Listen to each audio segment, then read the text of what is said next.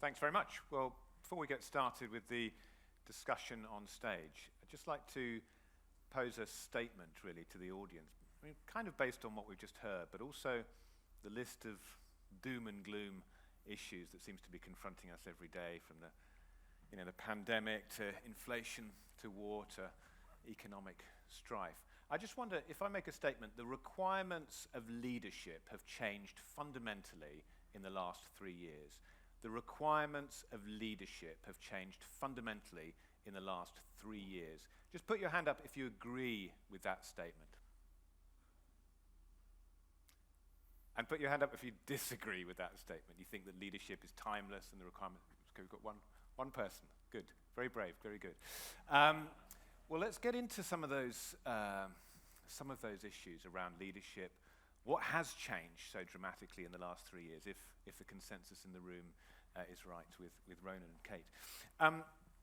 Kate, first of all, you work a lot with young leaders. Are we seeing a real difference in terms of the expectations of leadership for young people? I think the difference is immense. And the downside of it, and I think it's for all of us in this room to actually deal with this, what we're seeing, the difference is immense, and it is based in shock and horror. The age group that we work with is always largely under 30. We've got some of our early cohorts from 10 years ago who've moved into their 30s now, is shock and horror at what the leadership of my generation has done to them and done to the world. And it's really important because we're seeing, and it's hard to generalize on a global basis, but most countries of the world, and we work in 196, the fracture between what my generation have done and this generation of younger people is immense. And frankly, there is a four-letter word for what they think of our leadership of the world. And what age are we talking about here? We're talking about people in their 20s? Yeah, I would say across our 13,000, I guess, and probably averaging at about 28, wouldn't be more than about 34, but those ones are already on their way as far as we're concerned. But there is, and that shock has only grown over the 12 years of our work. And I'm using the word shock because I mean shock/horror. And I mean, I've got teenage sons, and I see the gulf emerging between some of my attitudes and some of theirs. They're a very forthright, quite politicized generation coming through. Yes, that thank far God. more so than perhaps Yes. I was at that age. Is it fair though, this shock and disillusionment? Is it a fair reflection of the failures of the past? Yes, it is. Yes, it is. Our older generations are the ones that have brought science to the fore, that have done the science that Mike was taking us through there, that know about what creates pandemics, the jobs that needed to be done, the warning. Certainly before I got into Mike's climate world, say 18 years ago, I certainly knew that scenario. And I'm not a scientist, I wasn't having any doubt. We all knew, we all did absolutely nothing. Reality is you can have as many there's another big conference in the world that we all know about going on at the moment. Leaders of the world can gather every year. Yeah, and do what? Because carbon emissions are rising. So your teenagers, my adult daughter, Ronan's adult daughter, forget about it. It is fair. Yeah, absolutely it's fair. It's not like we don't know. We know. Bill Gates was warning about the pandemic 15 years ago. And nothing. There's another conference going on somewhere? haven't heard about it. And it doesn't matter. This is the one that matters. Yeah. Ronan, from your perspective, I mean, you've been in very senior corporate roles. Do you hear that failure? Is it something that kind of resonates with you? Do you think that attitudes are changing dramatically in the boardroom at the top of organizations? So look, if I had answered the question you asked right at the top, I would have been a little schizophrenic about the yes or no. I think the last 3 years have amplified things that we actually knew but were willing to ignore, which building on Kate's comment. And I think within that, to put it in context, behind a lot of this is the challenges that we see in our society aren't in and of themselves new. what I think is the big fracture that is so obvious now is that trust has been eroded so significantly. And as part of some work that I did for One Young World a number of years ago when I was working in Telefonica, we did a global millennial survey. And the single biggest issue consistent across the world, and I'm not just talking about certain emerging markets, was young people's concern about corruption in their society. And that was as prevalent in European countries as it was in other parts of the world. So this is not new. And I think the question for all of us is, acknowledging the problem is one thing, but how do we address? And for me, it's a philosophy that I've held very strongly, is that pointing out the challenge is one thing. The truth is we have most of the capacity to solve the problems of our society in our society. Because guess what? Talent is broadly distributed and available. It's opportunity that isn't. So when we start to focus in on what are we going to do about some of these things is, rather than say we don't have the tools we don't have, the answer is how do we harness the capabilities we have? Very much in the case of something like One Young World, the young people who are already leaders in their own communities, and allow them to address themselves in the most effective way possible to the challenges that are out there. So this idea of matching talent to opportunity, to challenge, is the thing that we have to focus on, rather than a debate about whether 20-year-olds are respectfully paid off with people or whether they're engaged or not engaged. Is how do we create the conditions where people who are respectfully smarter and more willing to be accountable than the previous generation of leaders, and give them the space to start working with us to address these challenges. We'll talk more about the changing nature of leadership through the generations, but just in terms of that big message getting up to the top of organizations, your experience of sitting in the boardroom, being CEO, talking to CEOs, has the whole landscape fundamentally changed in the last couple of years? Is it real? And that's the big question. Is it real? It's not just talk. So I do think there's been significant and fundamental change in the boardrooms. Is it pervasive across everywhere? No. But are there very significant drivers? And in exactly the same way as Mike's presentation talking about the pricing of carbon, the reality of somebody like a BlackRock or other people being really crystal clear on what the ESG expectations of investors are means that even those who are reluctant are being brought along. And the key here is to move at the pace of the fastest rather than move at the pace of the slowest. So the idea of economic incentive, the idea of other incentives that actually encourage people to take this agenda seriously. But I think there are some very, very strong leaders. Paul Pullman is a great example of somebody who has manifestly taken not just his boardroom, but forced so many other European boardrooms to pay attention to some of these challenges and do it in a very transparent and open way. And is it real? Is it driven by real business incentives in terms of responding to some of those pressures that we've seen already today? Or is it a reputation thing? Is it about having good public relations? Is it about pleasing your investors? Is it about showing up and as a caring company or a sustainable company? Or is it actually permeating the business itself? Look, I'd lift Mike's comment from the last session is, enlightened self-interest is not a bad driver of good behavior. And in a lot of cases, it is enlightened self-interest. If I want access to the markets that I want to expand into, if I want access to the capital, I need to grow my business. So are there a lot of leaders who are inspirational, who have a philosophy and values and whatever else that drives that agenda in their companies? Yes. Have you got others which says, if I want this business to be sustainable and successful, I know I have to compete for talent, I know I have to compete for capital, I know I have to compete for market access. In those circumstances, I think there's a range of drivers, but we shouldn't ignore enlightened economic self-interest as being a good driver of good behavior. Well, let's talk about the competition for talent, sometimes called a war for talent. And everyone in this room will probably recognize the need to attract and retain good quality people. Kate, from your experience working with young people, I mean, sometimes we hear that in the past companies would interview people, and now younger people are interviewing companies and saying, are you meeting my expectations of what a good, responsible, sustainable business should be like? Is that something you're seeing and experiencing in the young leaders that you work with? We're definitely seeing it in what we've known as the Global West. I'm not going to say it's universal because I don't believe that it is. I think there's what we would accept, say, here in the UK, as employment practices and working conditions. We're talking about very different world and very different things. But What is interesting to me, and Ronan knows this better than I, but in the talent market at the moment, what we are seeing is the self-interest, if you like, enlightened or otherwise, in the age group, where they can work in what we would commonly call, I guess, the digital sphere.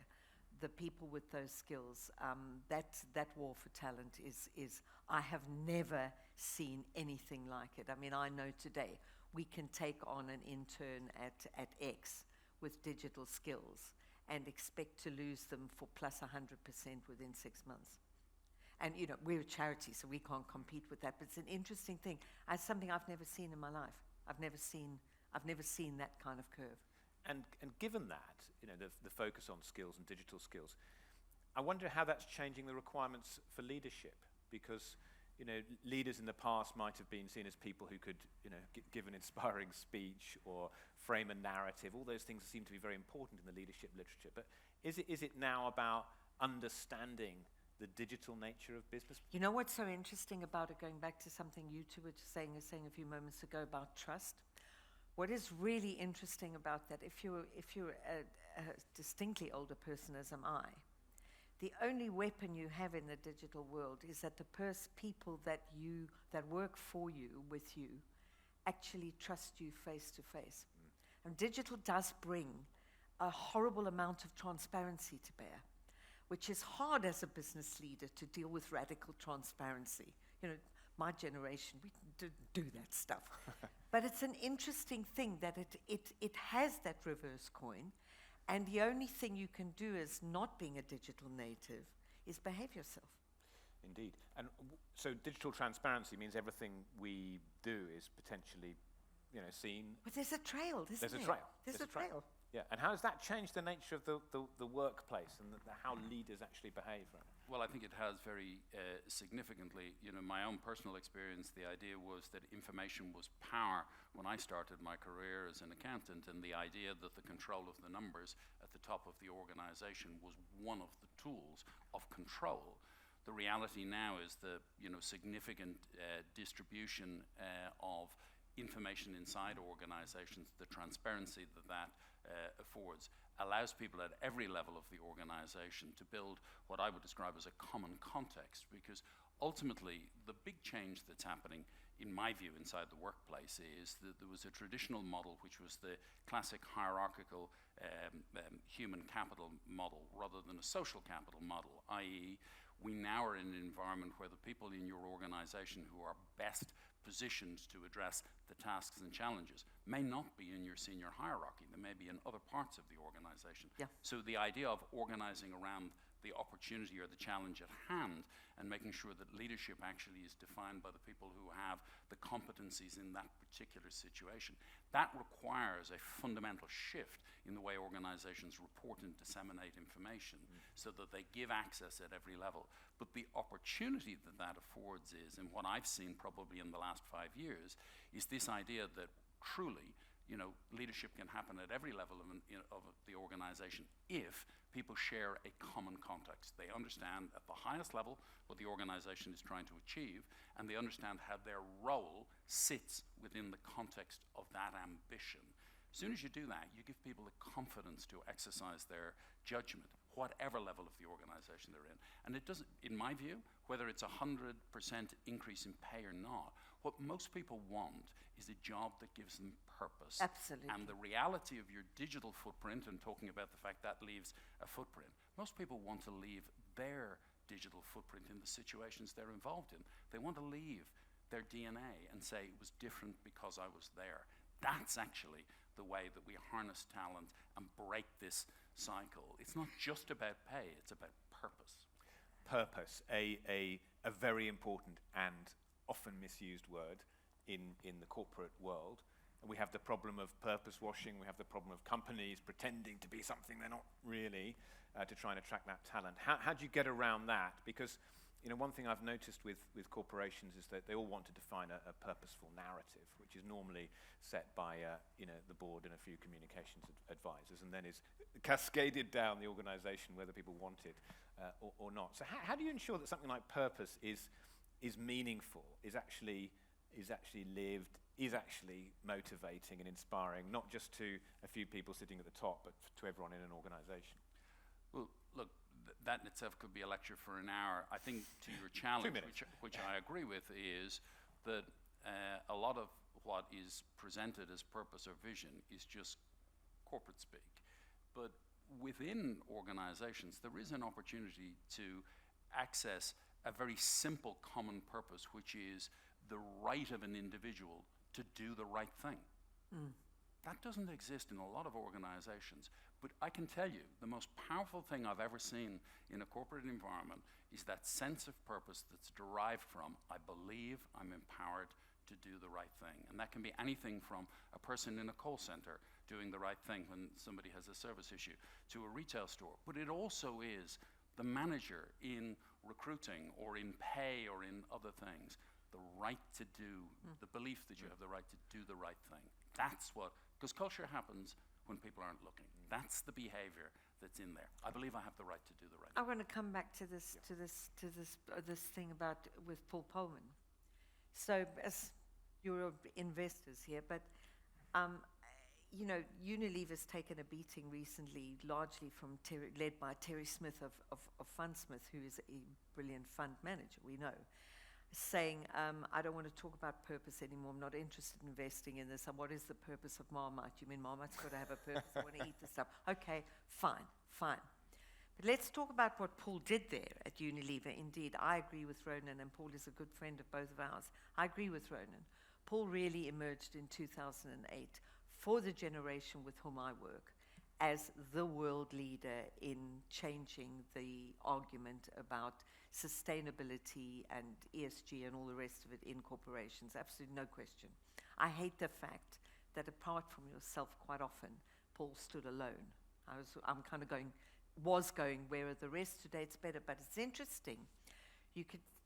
People like Terry Smith can sneer at Marmite having a purpose, but Unilever is a company that has got purpose running through it now, courtesy of the Pullman legend.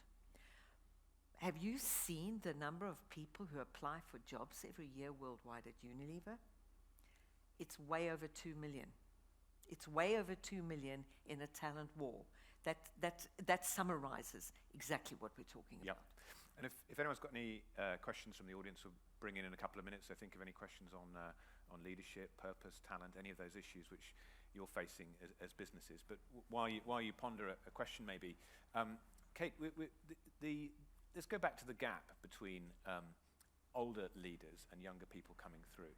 Are they speaking a different language? And is it hard to bring people together around a strong culture of what an organization is really for? Is it harder than it's ever been? I don't know, but I think it's always been a difficult thing. It's not something we could take for granted. Ronan makes the point about this change. Do you remember 20 years ago, at the sort of coming of kind of just, the internet was about a little bit old, 5-6 years, I was aware of it. But you remember those charts we used to see at business presentations like we had today, where the tech guys would say to us, this was the old organization, with the hierarchy, and now it's all these little circles around the place, and you were sitting there going, yeah, right. But it's as you say it is today. Is it hard? Yes, it's hard, yeah. Do these people talk a different language? They do, and they can. We all know in the West about the woke wars.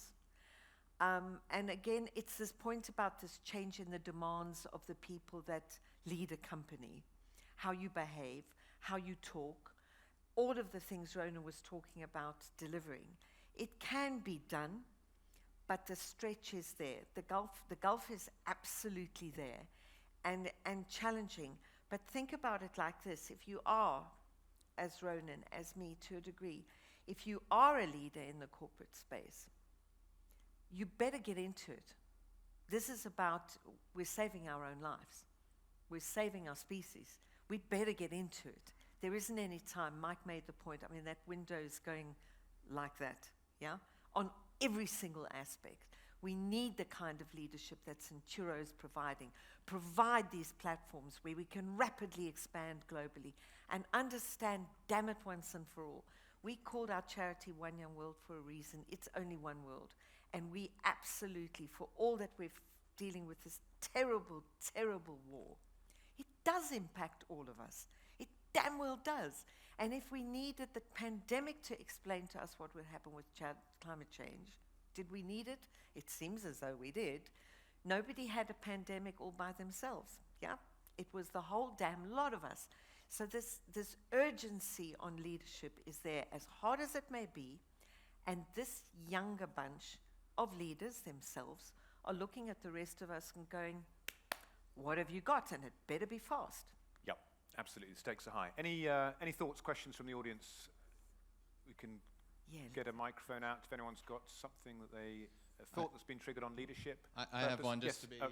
right at the back. I'll ask one selfishly and then I'll run down there if I can. Yeah, of course. For the young sort of leaders or the young people looking to head into leadership, is there any recommended way of speeding up education and experience, essentially? We're all used to the higher-ups being the older generations who have gone through the years and years of the business. Any recommendations on education or how to improve yourself to get to that point so you can be as effective as possible? So very briefly, I would offer two perspectives. One is, one of our challenges is we have a largely analog education system for a digital world. And the second one is we have analog parents in a digital world. And we have to address both of those in the front end of the process. And good companies do. I've worked here with other leaders to help to build curriculum, help to build programs so that what is being taught in schools and universities is closer to what businesses need. But the second thing I would say is, and it goes back to this idea of social capital rather than human capital, is actually the opportunity for accelerated learning is in a lot of good companies already because of the fact that they're not based on hierarchies in the traditional sense, and they're tapping into capabilities faster. And you need to be looking for an organization that you know will address your particular talents to the opportunities at hand in a non-hierarchical way. Otherwise, don't be there. Just to follow on from that, I think one of the things that is really important for us as employers to all understand is the demand for further education from our employees is like I've never seen it before. And the resources are actually there for them. So when we had the One Young World Academy, which we launched at the end of 2020, we didn't know it. Was Ronan lectured on that.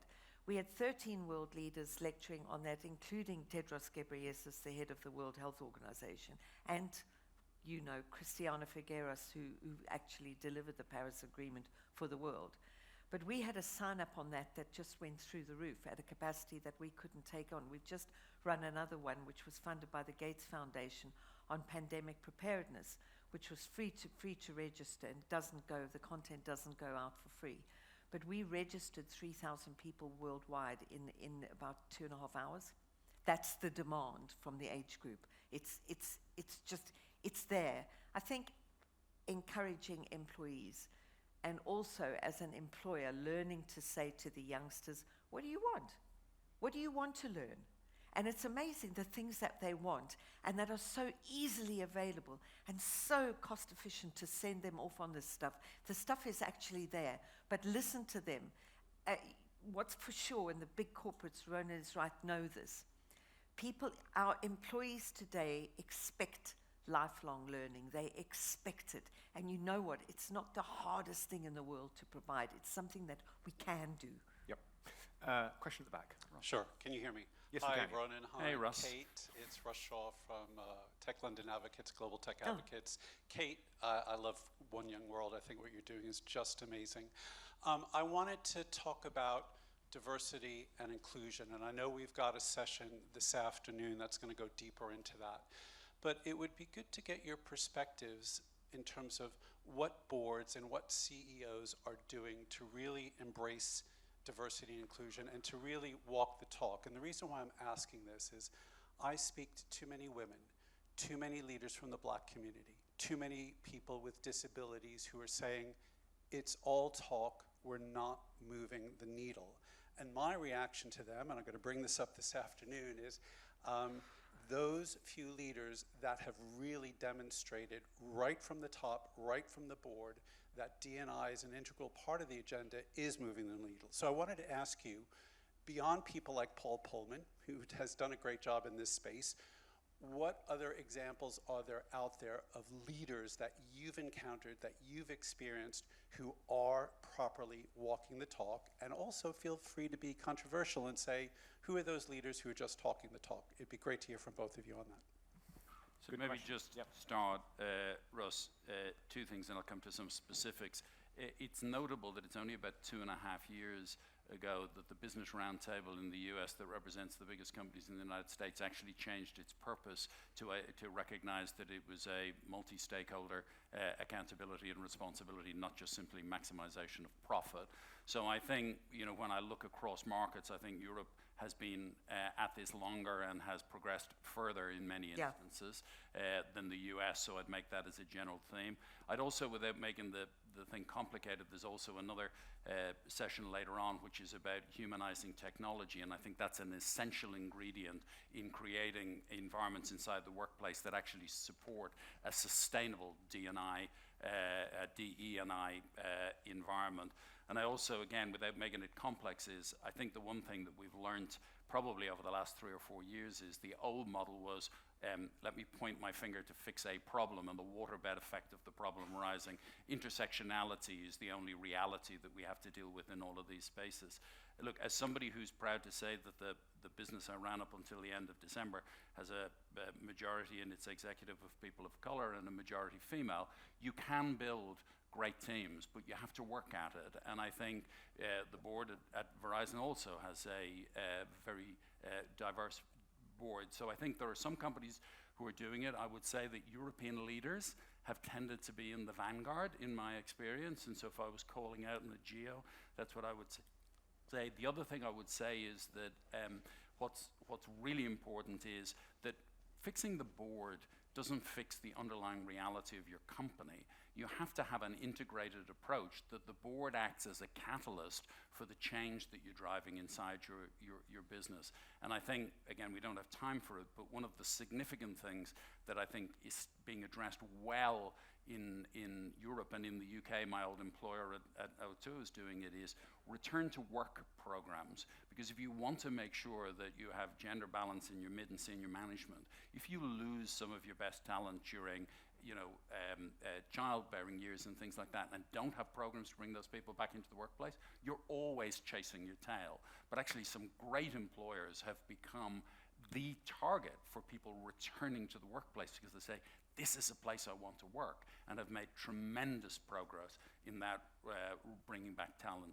So I would say there are a number of companies in the tech space who have done this job really, really well, but I think Europe is probably still in the vanguard relative to the US. It definitely is. Ronan's right, Russ. No doubt in my mind. I mean, there are countries in the world where the thought of a woman in a senior position in a business is an absolutely impossible thing. It's hard. Ronan you did a fantastic job at Verizon. You really did. It's such a difficult thing. The one thing that I would say to corporate leadership, and I only speak, unlike your good self over there, I only speak, at the moment, I'm only speaking in English, but is to say to leadership of companies, look to your language.